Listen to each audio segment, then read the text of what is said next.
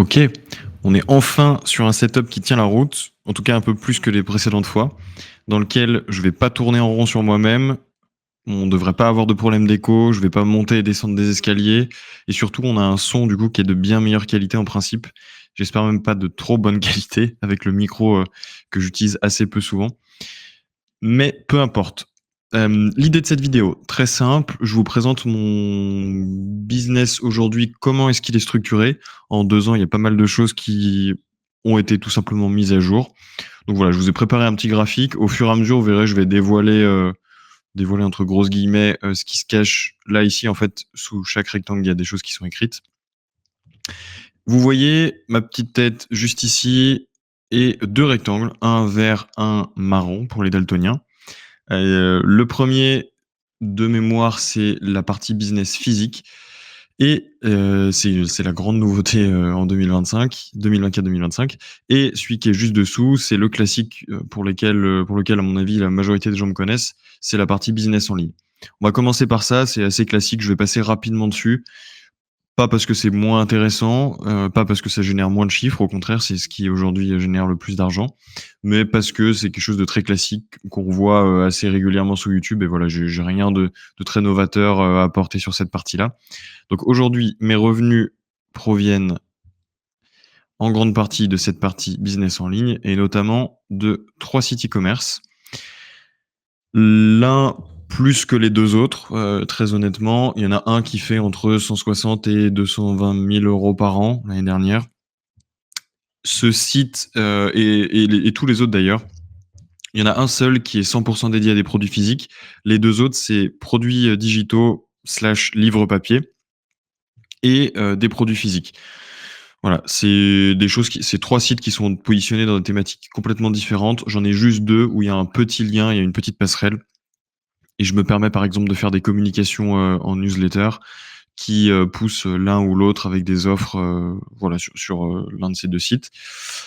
C'est un petit peu évolué par rapport à ceux qui me connaissaient au début où quand j'ai commencé, je faisais que de la vente de produits d'information et surtout digitaux. Et au fur et à mesure, j'ai structuré tout ça. Aujourd'hui, j'ai un local qui me sert de stockage et certains fournisseurs me permettent de faire un tout petit peu de dropshipping.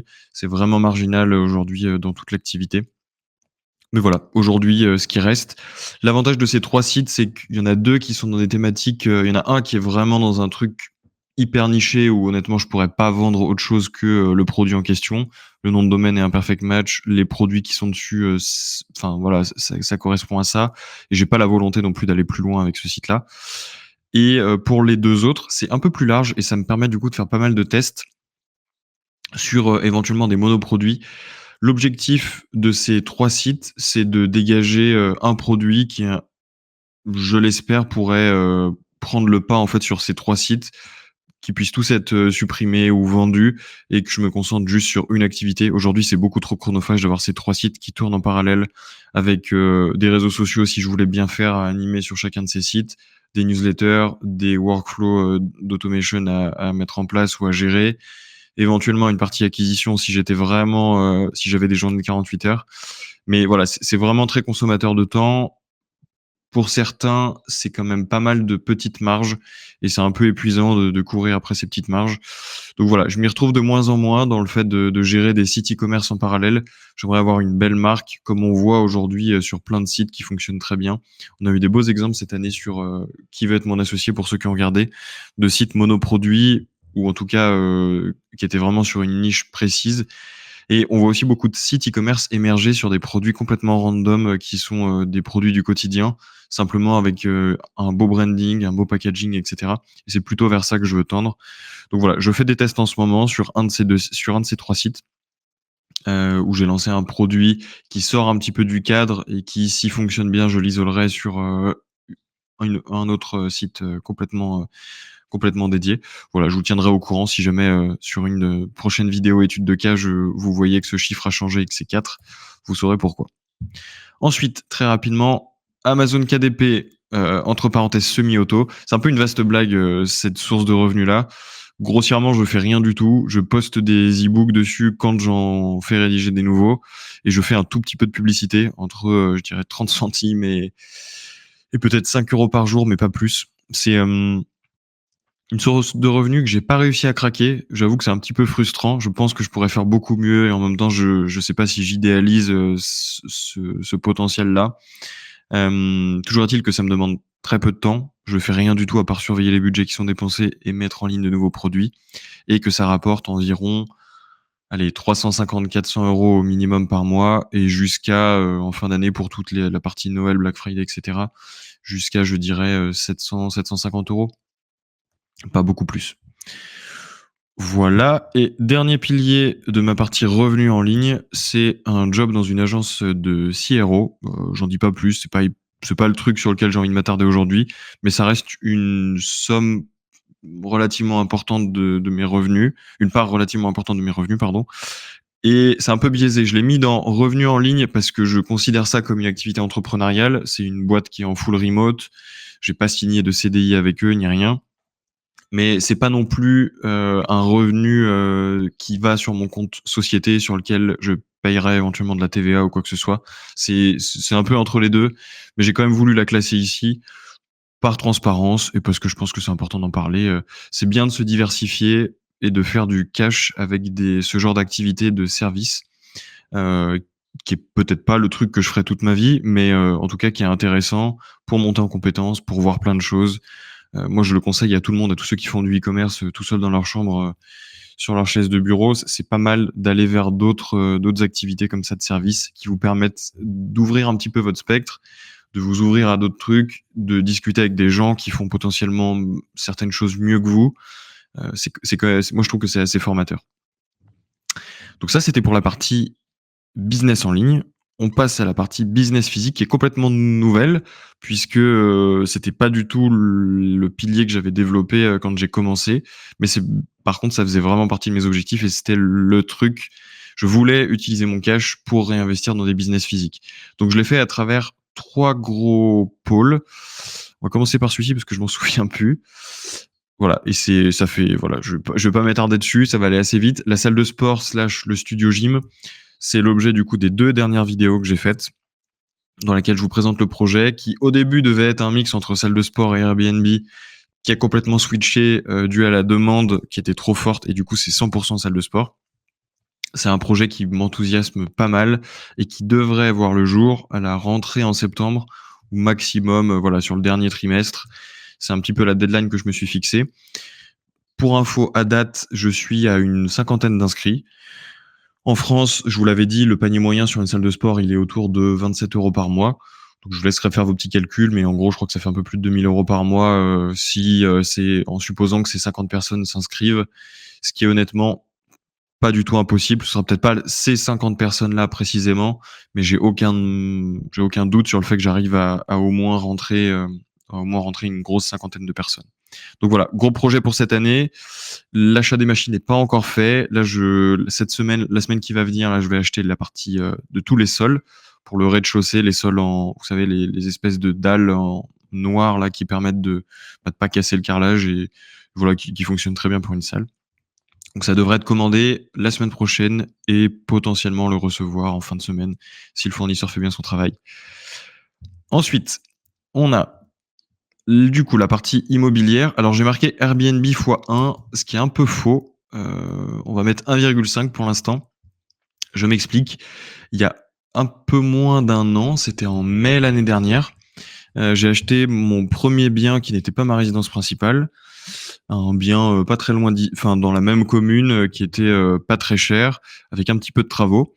Je l'ai acheté en mai. Les travaux ont duré tout l'été, plus un petit peu à la rentrée et la fin de l'année.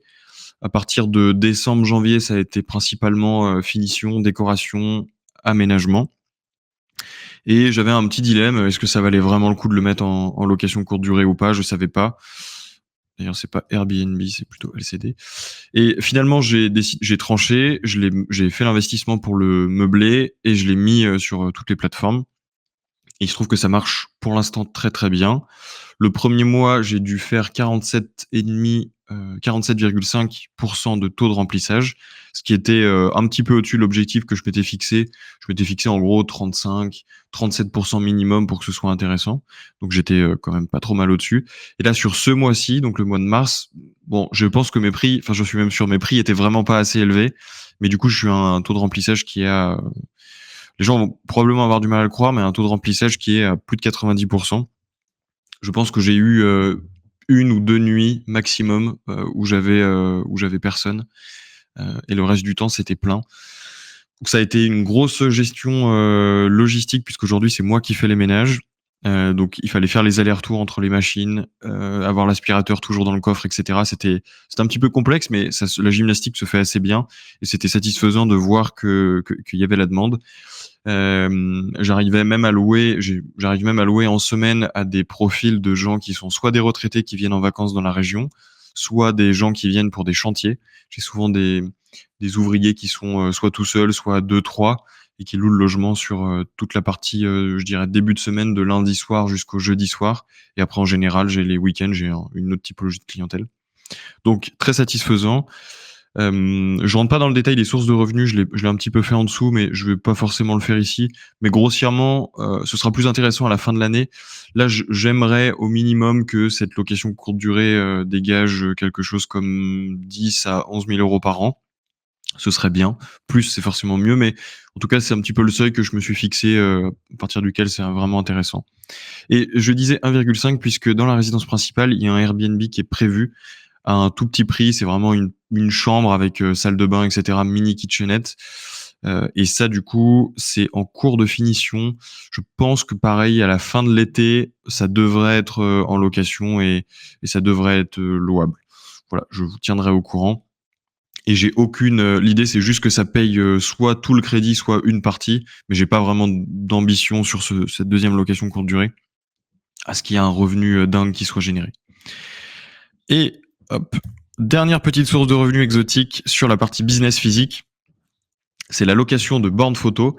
Il se trouve que je sais pas trop ce qui m'a pris, mais en discutant avec des gens autour de moi, etc., j'ai vu une espèce de petite opportunité qui avait dans ma région. Il n'y a pas grand monde qui le fait ou qui le fait mal, qui communique mal, etc. Donc j'ai le process pour tester ça, je le raconterai plus en détail, mais j'ai d'abord mis une annonce sur Le Bon Coin. J'ai testé la demande, j'ai déjà vendu des devis, j'ai signé des factures, etc., avec des clients qui avaient versé des acomptes alors que j'avais pas la borne. Puis, en général, les gens s'y prennent vachement à l'avance en fait pour ce genre de prestations. Ou tout l'inverse, c'est le week-end d'avant et ils en ont besoin en urgence. Mais dans ce cadre-là, ça a été des gens qui se sont pris bien à l'avance. Et donc j'ai signé des devis comme ça jusqu'à ce que l'échéance se rapproche et que je vois que la première location allait tomber sous peu. Donc il a fallu que j'achète la borne. Je vous raconterai tout ça dans une autre vidéo si ça vous intéresse. Et voilà, donc aujourd'hui j'ai une borne photo que je loue les week-ends, beaucoup, assez peu la semaine. Ça pour le coup, aujourd'hui c'est un business model que j'ai vraiment pas craqué. Voilà, mais c'est aujourd'hui les 6 sources de revenus, que ce soit sur la partie société, en direct ou avec de l'IMO, et cetera. Ça fait pas mal de choses, ça occupe bien, ça remplit bien les journées. Je remplis pas ces cases-là, je le ferai dans une autre vidéo. Ça va être un petit peu long et pas forcément intéressant. Dites-moi ce que vous en pensez. S'il y a des business models qui vous intéressent plus que d'autres, faites-le moi savoir aussi et comme ça je prioriserai pour la prochaine vidéo. Et sur ce, je vous souhaite un bon dimanche et je vous dis à la semaine prochaine.